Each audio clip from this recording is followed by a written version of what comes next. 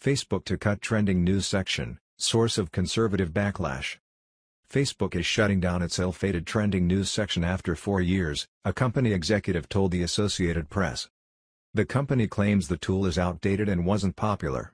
But the trending section also proved problematic in ways that would presage Facebook's later problems with fake news, political balance and the limitations of artificial intelligence in managing the messy human world. When Facebook launched trending in 2014 as a list of headlines to the side of the main news feed, it was a straightforward move to steal users from Twitter by giving them a quick look at the most popular news of the moment. It fit nicely into CEO Mark Zuckerberg's pledge just a year earlier to make Facebook its users' personal newspaper. But that was then.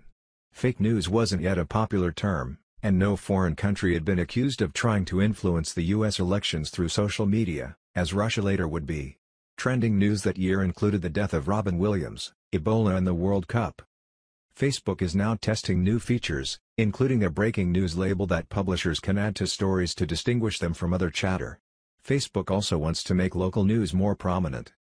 "It's very good to get rid of trending," said Frank Pasquale, a law professor at the University of Maryland and expert on algorithms and society. He said algorithms are good for very narrow, well-defined tasks. By contrast, he said, deciding what news stories should go in trending requires broad thinking, quick judgments about context and decisions about whether someone is trying to game the system. In an interview ahead of Friday's announcement, Facebook's head of news products, Alex Hardiman, said the company is still committed to breaking and real-time news.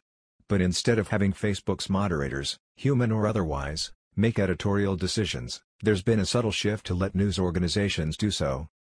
According to the Pew Research Center, 44% of U.S. adults get some or all of their news through Facebook. Troubles with the trending section began to emerge in 2016, when the company was accused of bias against conservatives, based on the words of an anonymous former contractor who said Facebook downplayed conservative issues in that feature and promoted liberal causes. Zuckerberg met with prominent right-wing leaders at the company's headquarters in an attempt to damage control.